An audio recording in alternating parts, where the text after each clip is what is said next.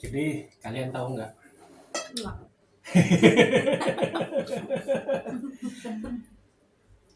Sakit, rasa sakit karena olahraga sama rasa sakit karena penyakit itu ternyata berbeda. Perbedaannya karena apa? Apa nak? Karena muncul hormon endorfin. Apa? Endorfin. Apa jadi lupa? Apa? Endorfin ya. Jadi hormon yang memicu kita untuk hormon painkiller itu terproduksi endorfin ya. Itu terproduksi pada saat kita olahraga rutin. Jadi makan pedes ya, itu juga memacu happy hormon. Makan enak, perut kenyang.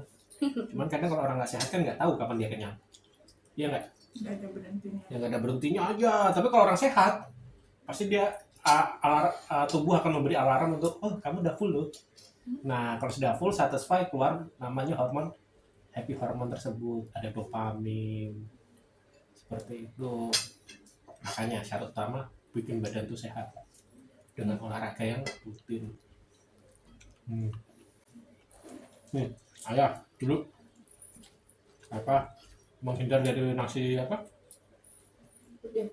nasi putih yang baru ya. Sekarang makan aja karena intermittent fasting ternyata terbukti buat hidup itu nyaman.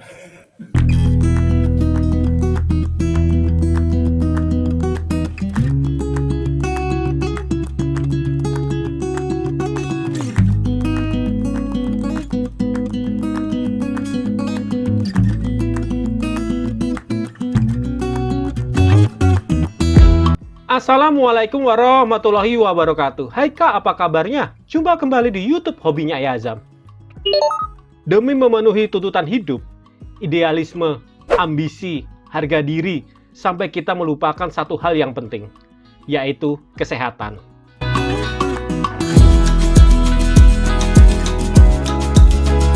Ilmu ekonomi mengatakan bahwa manusia memiliki keinginan yang tidak terbatas.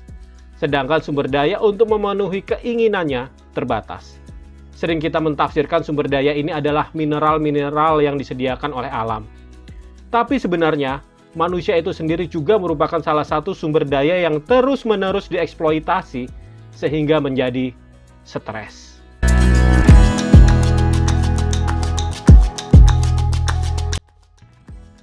Kita paksa tubuh kita habis-habisan untuk memenuhi apa yang kita inginkan. Hingga suatu saat, jeder, diabetes.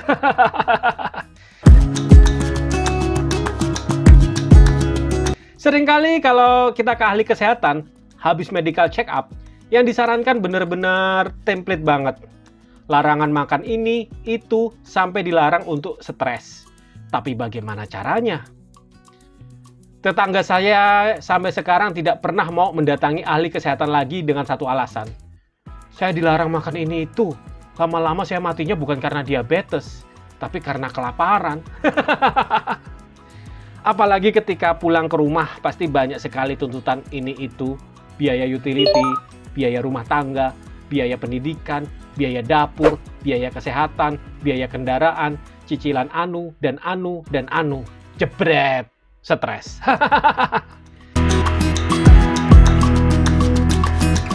Kita tidak mungkin atau bahkan mustahil untuk bisa keluar begitu saja dari tanggung jawab kita. Mengatasi stres itu sebenarnya mudah. Kita harus bahagia.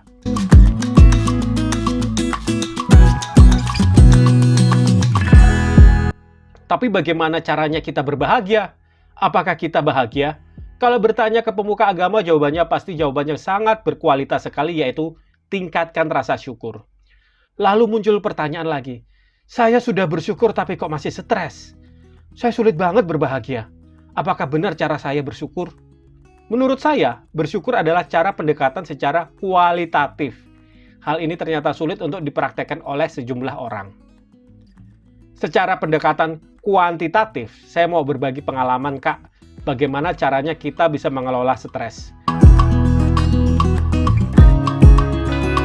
Membuat diri kita bahagia di tengah-tengah gempuran hidup.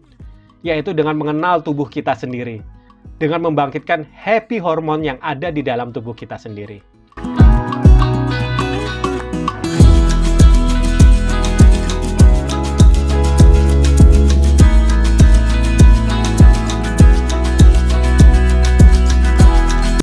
Hormon itu dihasilkan di dalam tubuh manusia yang mengatur berbagai fungsi dan proses biologis. Dan ternyata, ada salah satu fungsi dari hormon adalah untuk membangkitkan suasana hati.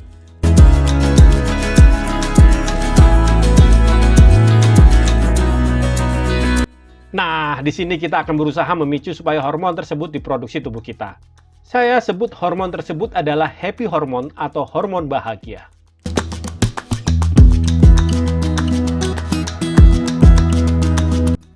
Ada 4 happy hormon yang berperan penting untuk membuat suasana hati kita berbahagia.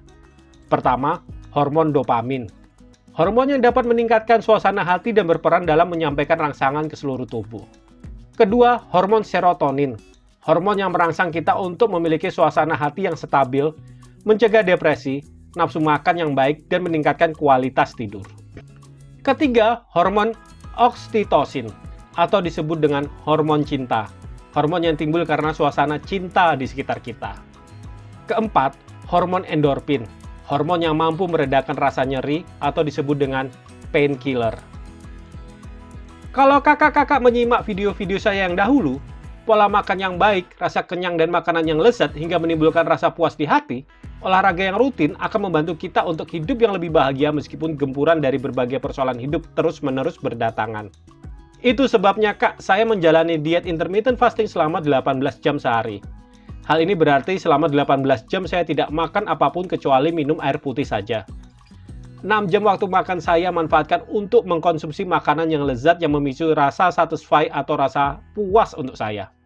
Oleh sebab itu, saya sama sekali tidak pantang makan ini itu dalam diet saya. Makanan yang saya mau ya saya makan, tapi secukupnya saja. Ternyata ada yang ajaib Kak di diet intermittent fasting ini. Rasa kenyang itu muncul dengan cepat. Jadi makan dengan porsi secukupnya bisa membuat rasa puas itu terpenuhi dan akhirnya memicu pelepasan hormon dopamin dan endorfin. Apalagi makannya bareng-bareng keluarga dengan suasana yang menyenangkan dapat meningkatkan hormon oksitosin. Olahraga rutin merangsang produksi hormon endorfin dalam tubuh secara teratur. Hormon yang mampu meredakan rasa nyeri di dalam tubuh. Dahulu saya merasa bingung, nyeri akibat luka tergores, nyeri akibat asam urat yang berlebihan, atau nyeri karena penyakit rasanya amit-amit sekali. Tapi nyeri karena olahraga angkat beban dan kardio terasa lebih nikmat dibandingkan nyeri karena penyakit. Setelah mempelajari lebih lanjut, saya baru mengerti mengapa nyeri ketika olahraga terasa lebih nikmat karena tubuh berhasil memproduksi hormon endorfin yang merupakan painkiller untuk rasa nyeri tersebut.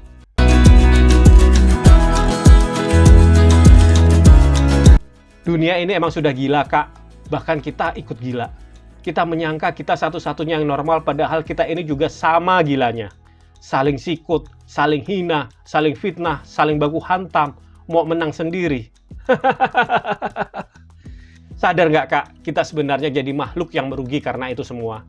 Dan apakah kakak pernah berpikir untuk mundur dari semua itu? Tinggal di rumah, memelihara hewan peliharaan seperti anjing atau kucing atau binatang peliharaan yang lainnya?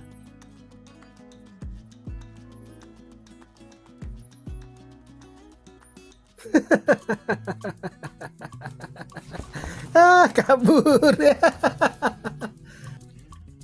Ternyata memelihara hewan peliharaan mampu memicu tubuh untuk memproduksi hormon dopamin dan serotonin.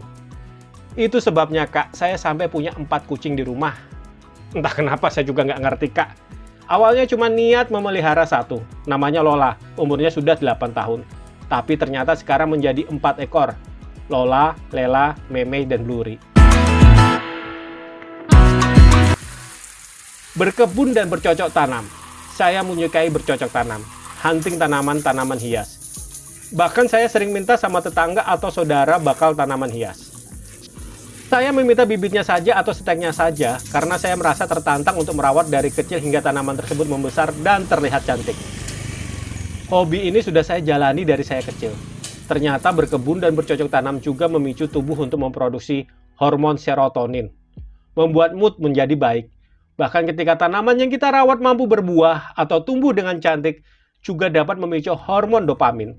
Usaha kita selama ini ternyata mendapat reward berupa tanaman yang sehat, cantik, bahkan memberikan buah-buahnya yang bisa kita konsumsi.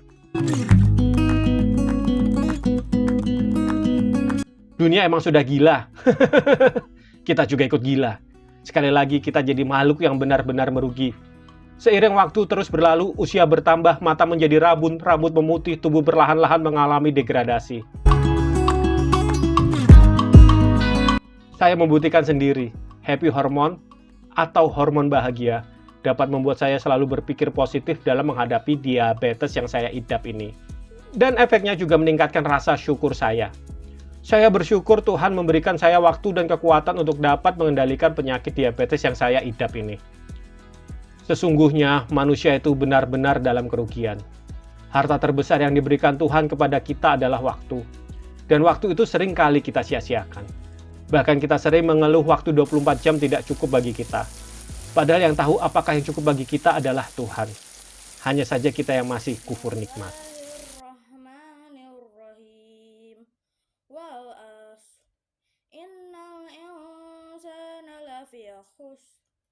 Illallazina amanu wa amilus solihati wa tawasau bil haqq wa tawasau bis sabr. Shadaqallahul azim. Ayo Kak, kita atur waktu 24 jam sebaik-baiknya untuk menjalani kewajiban kita, menjaga kesehatan kita, dan berbagi waktu untuk bersama orang-orang yang kita cintai. Saya pikir emang kita nggak bisa lepas dari tanggung jawab kita sebagai orang tua, sebagai ayah, sebagai ibu, sebagai anak. Tapi setidaknya di tengah gempuran-gempuran kehidupan itu, kita bisa berbahagia. Oke Kak, terima kasih telah menonton video saya. Jangan lupa like, subscribe, dan komen ya Kak ya. Dan apapun yang terjadi pada kakak hari ini, senang, sedih, sehat, ataupun sakit, tetap satu hal. Jangan lupa untuk berbahagia. Wassalamualaikum warahmatullahi wabarakatuh.